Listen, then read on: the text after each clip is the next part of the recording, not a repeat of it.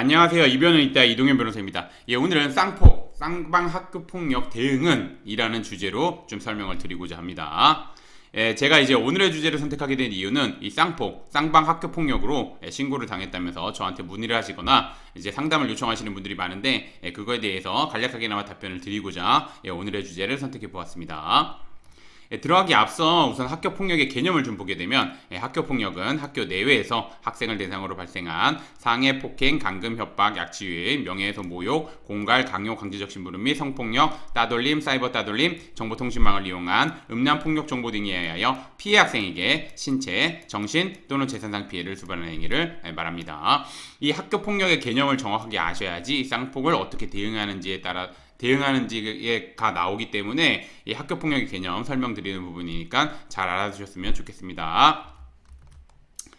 그럼 이제 오늘의 주제인 쌍폭, 쌍방 학교폭력 대응은 한번 보도록 하겠습니다. 쌍폭, 이 문제된 경우 피해 관련 학생의 지위에서 대응을 해야 됩니다. 즉 신고를 당한 게 있고 신고를 한 게 있겠죠. 그러니까 피해 관련 학생의 지위가 되겠죠. 그래서 그 지위에서 대응을 해야 됩니다. 그래서 두 가지로 나눠서 좀 말씀을 드리면 상대 학생이 일방적인 학교폭력임에도 불구하고 이제 신고를 당한 경우입니다.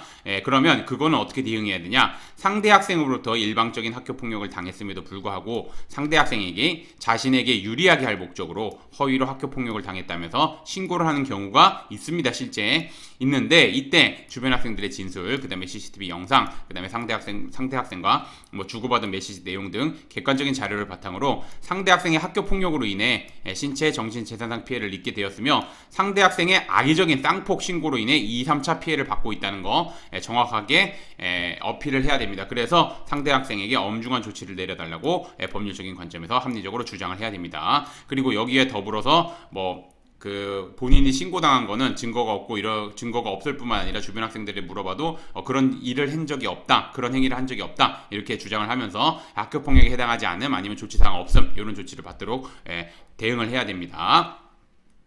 그리고 이제 상대 학생과 서로 이제 학교폭력을 행사한 경우가 있습니다. 이런 경우에는 서로 학교폭력을 행사한 경우에는 최대한 학교에서 설치된 이제 전담기구라고 있습니다. 전담기구에서 사안을 마무리할수록 대응해야 되면, 즉 학교장 자체 해결로 마무리할 수 있도록 대응하는 게 제일 좋고, 오히려 비슷비슷한 피해를 당했다면 그렇게 대응을 하는 게 좋은데 더 많은 피해를 입은 경우가 있습니다. 서로 싸워도 더 많은 상해가 나오거나 더 많이 다친 경우가 있습니다. 이런 경우에는 상대방 학생의 치료비를 부담시키는 등 유리한 조건에서 합의 등을 진행하면서 이제 그 학교폭력 사안에 대해서 좀 최대한 리스크는 줄이고 좀 유리한 조건으로 합의를 하게 되면 합의를 하거나 아니면 그런 식으로 이제 진행을 해야 되는 부분입니다.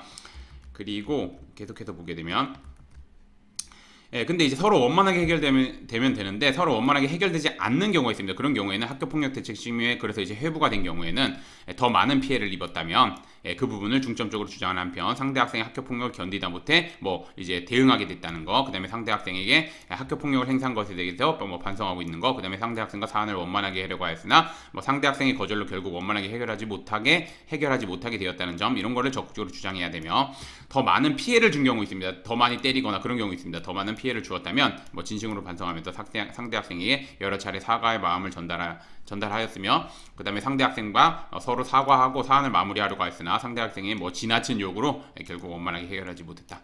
이런 식으로 이런 거를 좀 적극적으로 어필을 해야 됩니다. 그래야지 이제 학교폭력대책심의위원회 위원님들이 이런 사안들을 고려해가지고 이제 판단을 하시는 겁니다.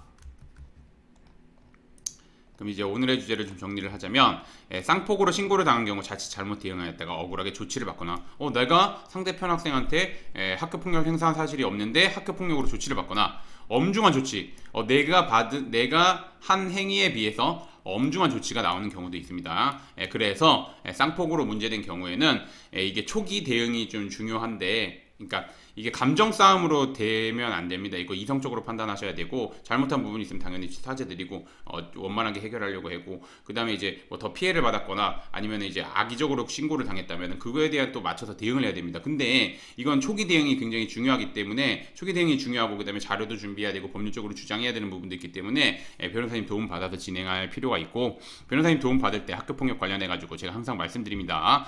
첫 번째 확인하셔야 될 거, 대한변협에서 학교폭력 전문 변호사로 인정하고 활동하고 있는지. 학교폭력 전문 변호사 전국에 저를 포함해서 10몇 명밖에 안 됩니다. 그래서 꼭 그거 확인하시고, 두 번째, 현재 학교폭력 대책심의위원회 위원으로 활동하고 있는지, 이 두 가지 꼭 확인하셔서 그 요건 충족하시는 변호사님의 도움을 받으시는 게 좋을 것 같습니다. 오늘의 주제는 여기까지 마치겠고, 저는 이변은 이따의 이동현 변호사였습니다. 감사합니다.